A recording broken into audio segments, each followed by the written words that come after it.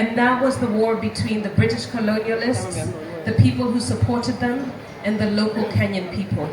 Part of that war has been a war of culture, a war of language, but then there was also a physical war. So even if we go back to the war of language, what I recently realized is that in Kenya we had indigenous foods, and those foods we had our own names for them. When the British came, they renamed those foods. They named them cow peas, pigeon peas. They used names of animals that we don't eat so that they can encourage us not to eat our own indigenous food, so that they can take away our own food from ourselves, and instead they can plant wheat and maize so that they can sell it back to their countries and their governments and their armies. That is part of the war that I'm talking about.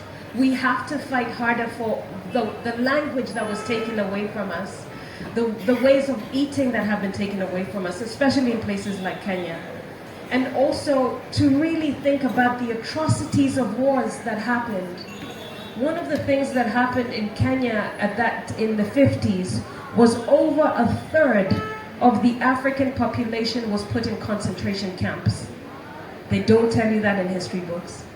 And part of those concentration camps, when soldiers from Britain, having fought the Second World War, came to Kenya and saw what was happening in Kenya, they wrote letters back to their country saying that Africans were being treated in worse condition than Nazi Germany.